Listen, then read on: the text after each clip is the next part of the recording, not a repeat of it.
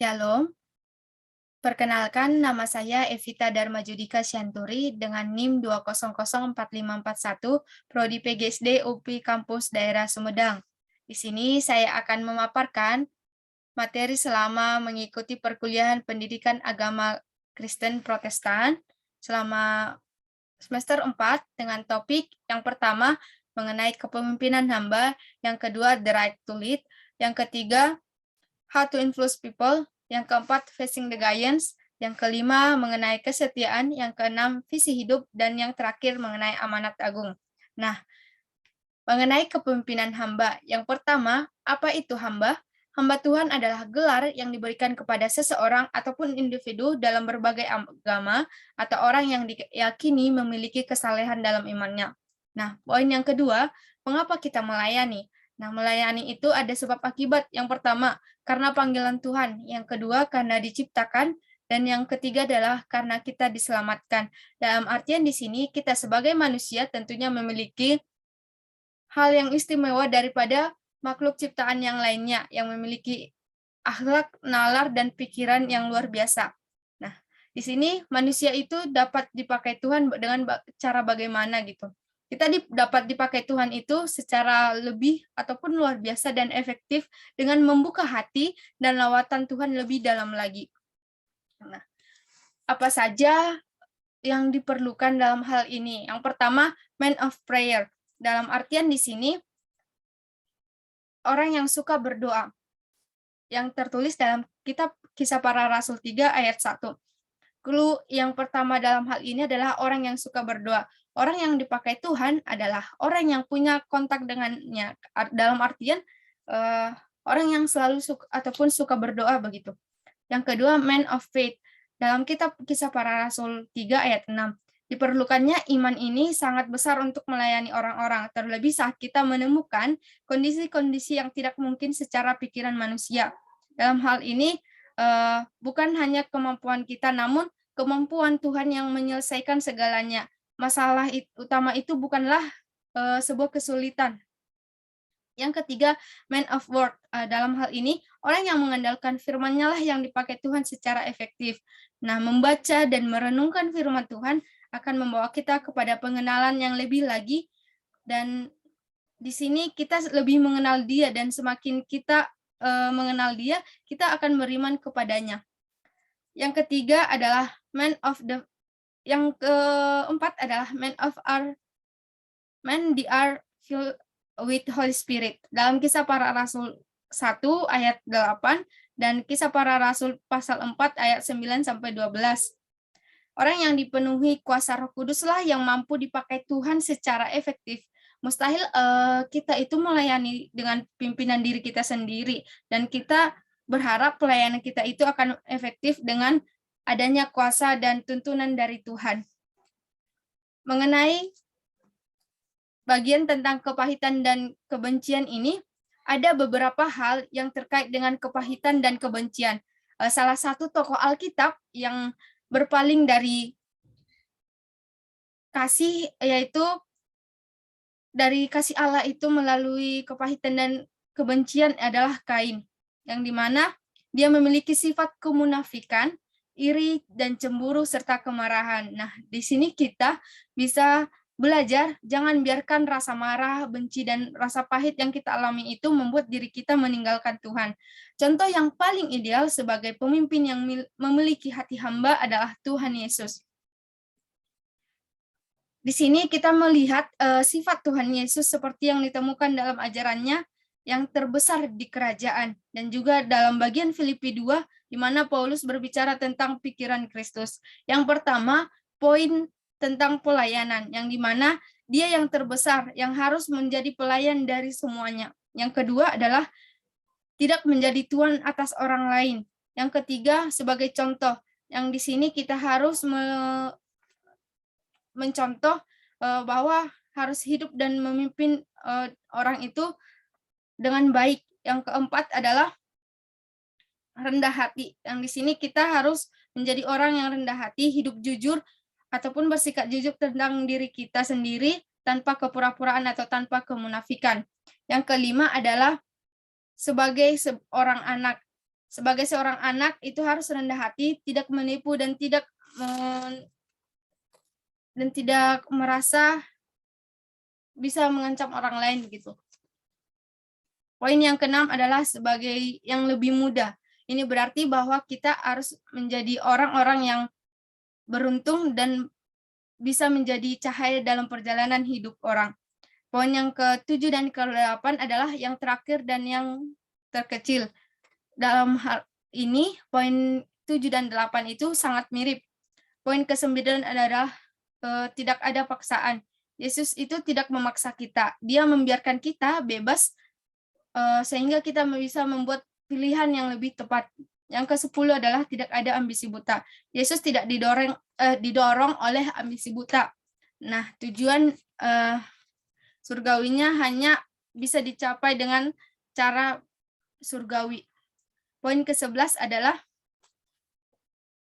dia membuat dirinya tanpa reputasi dalam Filipi 2 ayat 7-8.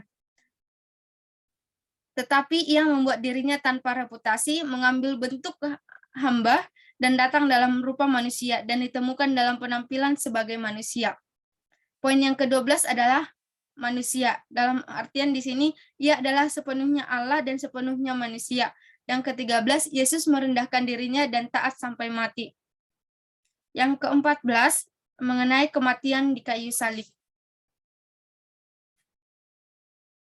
Sebelumnya, ke-14 poin tersebut itu bukan hanya sifat Yesus, tetapi menjadi sifat Bapa karena Yesus berkata, apabila kamu melihat aku, kamu telah melihat Bapa, dalam Yohanes 14 ayat 9. Dan Yesus yang datang dan berjalan dalam daging juga menjalani sifat Bapanya, dia juga taat terhadap hal ini. Poin yang selanjutnya, hamba yang menderita, yang ada dalam Kitab Yesaya pasal 49-57. Nah, dalam Alkitab, kita bisa mengingat bahwa dalam pasal ini berurusan dengan hamba Tuhan yang tentu saja berbicara tentang Mesias yang menunjukkan kepada Yesus Kristus sebagai hamba Tuhan, sebagai penyelamat ataupun sebagai penebus. Lalu yang kedua, pada Kitab Yesaya pasal 52 sampai ayat 13-15, bahwa Yesus menunjuk kepada hamba yang menderita, dan ketika Mesias akan datang, dia akan datang dalam kerendahan hati. Dikatakan bahwa dia akan menderita dengan mengerikan dan ditolak oleh banyak orang. Bagian selanjutnya mengenai anjuran kedewasaan. Nah, penelitian Calvary mengenai anjuran kedewasaan, semua orang pasti tidak suka dikritik. Tetapi sebagai orang Kristen, ia belajar tentang kritikan. Kita harus membiarkan orang-orang dalam hidup kita berkata dengan jujur. Misalnya seperti kekurangan kita, jadi kita harus bisa menerimanya dengan baik. Yang kedua, dalam Alkitab Amsal 27 ayat 6, seorang teman sejati adalah yang mencintai Anda dan menyatakan kebenaran. Seorang teman itu ataupun teman sejati itu tidak akan menyakiti diri kita sendiri. Yang ketiga, kita harus membiarkan tujuan Allah ada dalam hidup kita. Tentunya dalam hal ini, kita tidak lagi harus percaya kepada daging. Tuhan memiliki pintu terbuka untuk kita, dan yang harus kita lakukan adalah mempercayai Dia dan berkata, Tuhan, saya tidak mempercayai siapapun, Aba Bapa. Materi selanjutnya mengenai melengkapi dan melindungi dalam kitab Efesus 4 ayat 6 dan Efesus 4 ayat 8-10. Nah, dalam Efesus 4 ayat 6, kita memiliki sebuah deskripsi oleh Tuhan tentang kehidupan Kristen yang mempunyai yang ataupun merupakan respon yang layak atas yang telah Allah lakukan untuk kita sendiri.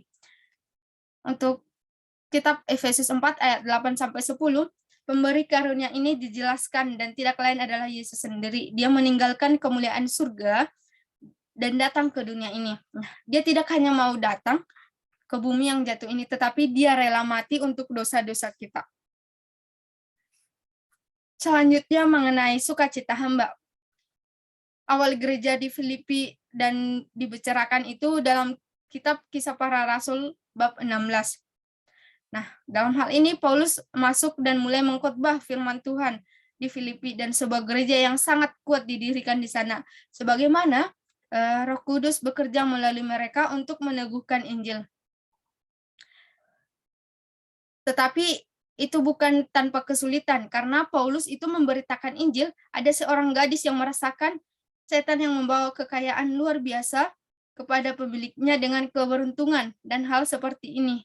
Dia mengikuti Paul beberapa hari dan dia berkata, dengarkanlah orang-orang ini, mereka adalah hamba Allah yang maha tinggi dan mereka memberitahu kita jalan keselamatan, yang tertulis dalam Kisah Para Rasul 16 ayat 17.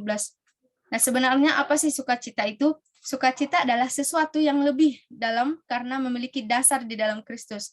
Ini memiliki dasar dalam apa yang telah Allah lakukan untuk kita dan apa yang dipikirkan oleh Allah tentang keselamatan yang telah Allah buat bagi kita.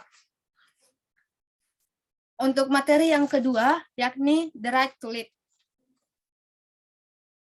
Kemampuan untuk memimpin itu tidak datang dengan sendirinya, baik dari segi umur ataupun pengalaman. Melainkan, cara yang benar itu hanya bisa diterima dengan membutuhkan waktu yang cukup. Dalam hal ini, ada jenis pemimpin yang bisa kita contoh dengan mengikuti langkah-langkah. Yang pertama, membuang ego dalam diri kita. Yang kedua, jadilah pengikut yang baik. Yang ketiga, bangunlah hubungan yang baik. Yang keempat, bekerja dengan unggul. Yang kelima, bergantung dengan kedisiplinan. Yang keenam, membuat nilai-nilai tambahan dalam tujuan. Yang ketujuh, memberikan seluruh kekuatan dan yang terbaik. Nah, di sini, pemimpin yang luar biasa itu seperti apa sih? Ada beberapa poin. Yang pertama, futuris. Artinya, mimpi mereka itu adalah lebih besar daripada kenangan. Yang kedua, lobbying. Artinya, mereka dapat menangani semua hal. Kata silator itu, mereka bisa memprakarsai pergerakan yang lainnya. Yang keempat, spesialis. Artinya mereka tidak melakukan semua hal, tapi melakukan satu hal yang dengan baik. Selanjutnya, optimis. Artinya di sini mereka percaya pada prinsip ataupun tujuan. Ekonomis, mereka menghargai semua yang dihasilkan oleh orang lain. Aktivis, artinya mereka yang bertindak dan memberi kuasa kepada orang lain dengan tindakan mereka.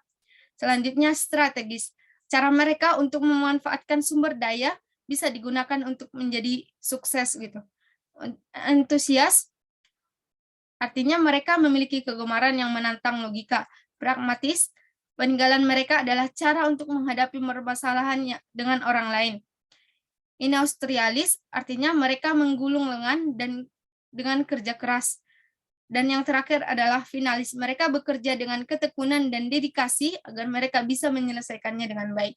Nah, seseorang yang membawa pengaruh itu juga tentu harus bisa mendengarkan orang lain. Apa sih manfaat dalam mendengarkan orang lain?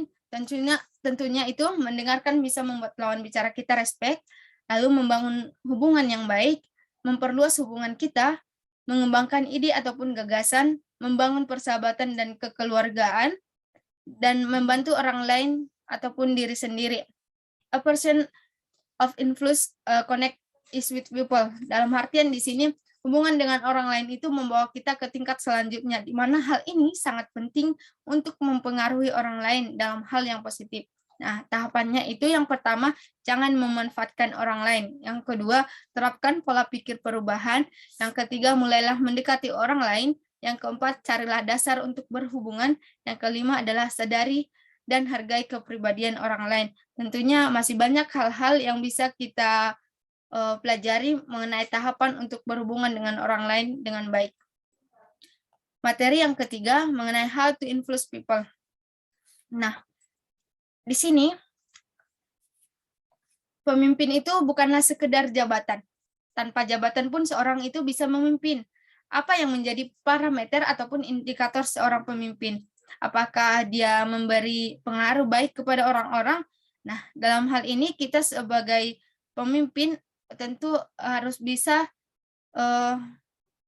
memimpin diri kita sendiri terlebih dahulu dan mampu juga memberikan pengaruh yang lebih baik kepada orang lain. Nah, menurut KBBI, integritas itu adalah mutu, sifat, keadaan yang menunjukkan kesatuan yang utuh sehingga memiliki potensi dan kemampuan yang memancarkan kewibawaan dan kejujuran. Nah, seorang pembawa pengaruh itu harus memiliki integritas. Dalam artian di sini, integritas itu harus dilakukan dari hal-hal yang kecil. Hal ini merupakan karakter yang dibangun setiap harinya agar lebih baik. Keuntungan dari integritas sendiri adalah kepercayaan. Dalam hal ini, jika mau membawa pengaruh, kita harus bisa mengembangkan hal-hal yang berbaur positif. Yang pertama, memiliki karakter yang konsisten, transparan, tepati janji, dan berikan contoh dalam hal kerendahan hati. Facing the giants. Nah, Facing the giants ini menceritakan tentang pengalaman ataupun film yang sangat menginspirasi penonton untuk hidup dalam iman, pengharapan, dan kasih. Film ini mengajarkan kita bagaimana seharusnya kita hidup, bagaimana seharusnya sikap kita, dan apa yang kita lakukan saat kita menghadapi masalah. Selanjutnya, materi mengenai kesetiaan. Menurut KBBI, kesetiaan itu adalah berpegang teguh pada janji, pendirian, dan sebagainya, patuh, taat, dan dalam hal ini tentu kesetiaan itu adalah hal yang semakin susah dipercaya oleh orang lain. Bagaimana kita bisa hidup dalam kesetiaan? Yang pertama tentunya dengan bersandar pada kesetiaan Tuhan yang tidak berubah. Nah, jika kita tidak setia, alat itu tetap setia. Kebenaran ini seharusnya mendorong kita untuk bertumbuh di dalam kesetiaan dan bangkit kembali tatkala kita jatuh dalam ketidaksetiaan. Yang kedua, belajar untuk setia mulai dari perkara ke perkara yang kecil. Misalnya dalam hal membaca Alkitab, berdoa, berbakti, memberi persembahan, dan melakukan dengan tanggung jawab tugas-tugas yang ada di depan kita ataupun yang ada kita emban. Mengenai visi hidup. Apa sebenarnya definisi visi hidup itu adalah mengenali langkah hari demi hari menuju tujuan hidup. Visi hidup adalah sesuatu yang sangat penting sekali. Yang dimana visi hidup itu peran khusus apa yang akan dilakukan baik dalam profesi ataupun pelayanan. Dijabarkan dan dituliskan dalam bentuk statement yang jelas, tajam, padat, dan lugas. Yang ketiga, falsafah hidup dalam jati diri tergambar melalui visi hidup. Mengapa sih visi hidup itu penting? Visi hidup ini menolong seseorang untuk tetap fokus pada tujuan. Yang kedua, visi akan menuntun dan mengarahkan seseorang untuk bijak mengambil keputusan. Yang ketiga, visi itu harus dimiliki, dipelihara, dan harus tetap dilestarikan. Yang ketiga, penting dalam membuat visi adalah passion. Artinya, prinsip dasarnya itu adalah passion. Dalam kitab Kolose 1 ayat 16,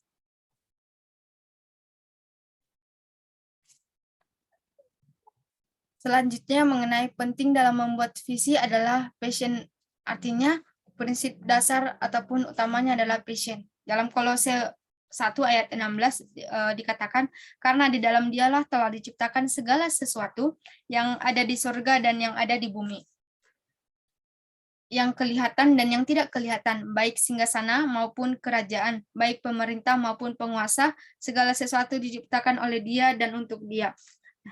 Selanjutnya,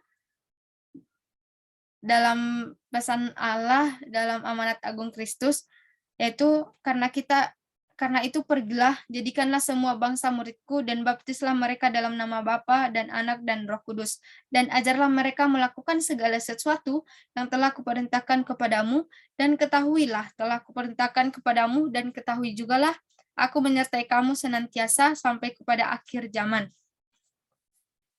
Dalam kitab 1 Korintus 3 ayat 4-6, karena jika yang seorang berkata, aku dari golongan Paulus, dan yang lain berkata, aku dari golongan Apolos, bukankah hal itu menunjukkan bahwa kamu manusia duniawi yang bukan rohani?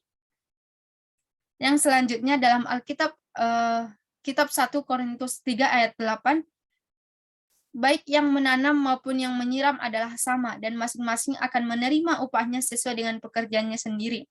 Dan dalam kitab Wahyu 11 ayat 8, dan semua bangsa telah marah, tetapi amarahmu telah datang, dan saat bagi orang mati untuk dihakimi dan untuk memberi upah kepada hamba-hambamu, nabi-nabi dan orang-orang kudus, kepada mereka yang takut akan namamu, kepada orang-orang kecil dan orang-orang besar, dan untuk membinasakan barang siapa yang membinasakan bumi.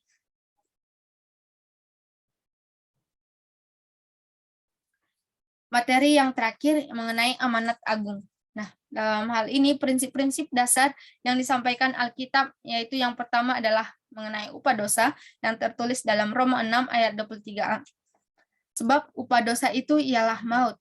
Yang kedua mengenai kasih dalam Yohanes 3 ayat 16. Karena begitu besar kasih Allah akan dunia ini sehingga ia telah mengaruniakan anaknya yang tunggal supaya setiap orang yang percaya kepadanya tidak binasa, melainkan beroleh hidup yang kekal. Yang ketiga percaya dalam kitab Roma ayat 10 sampai kitab Roma 10 ayat 9. Sebab jika kamu mengakui dengan mulutmu bahwa Yesus adalah Tuhan dan percaya dalam hatimu bahwa Allah telah membangkitkan dia dari antara orang mati, maka kamu akan diselamatkan. Yang selanjutnya, satu-satunya jalan yang tertulis dalam Kisah Para Rasul 4 ayat 12. Dan keselamatan tidak ada di dalam siapapun juga selain di dalam Dia, sebab di bawah kolong langit ini tidak ada nama lain yang diberikan kepada manusia yang olehnya kita dapat diselamatkan. Status kita dalam Yohanes 1 ayat 12 sampai 13. Tetapi semua orang yang menerimanya diberinya kuasa supaya menjadi anak-anak Allah, yaitu mereka yang percaya dalam namanya. Orang-orang yang diperanakkan bukan dari darah atau dari daging, bukan pula secara jasmani oleh keinginan seorang laki-laki, melainkan dari Allah. Panggilan kita dalam kitab Kisah Para Rasul 1 ayat 8 dan Matius 28 ayat 19 sampai 20. Tetapi kamu akan menerima kuasa kalau Roh Kudus turun ke atas kamu, dan kamu akan menjadi saksiku di Yerusalem dan di seluruh Yudea dan Samaria dan sampai ke ujung bumi. Dalam kitab Matius, karena itu pergilah, jadikanlah semua bangsa muridku dan baptislah mereka dalam nama Bapa dan Anak dan Roh Kudus, dan ajarlah mereka melakukan segala sesuatu yang telah kuperintahkan kepadamu. Dan ketahuilah, aku menyertai kamu senantiasa sampai kepada akhir zaman. Nah, kita dapat mengikuti perintah ini dengan menjadikan murid, yang kedua membaptis mereka dan mengajar mereka. Nah, sebagai tokoh teladan dalam hal ini adalah Rasul Paulus yang menceritakan tentang Tuhan. Yang kedua, David Livingstone yang tidak mau terikat dengan apapun. Baik, demikianlah yang bisa saya sampaikan. Mohon maaf jika ada tutur kata saya yang tidak mengenakan. Saya mohon maaf. Terima kasih. Shalom.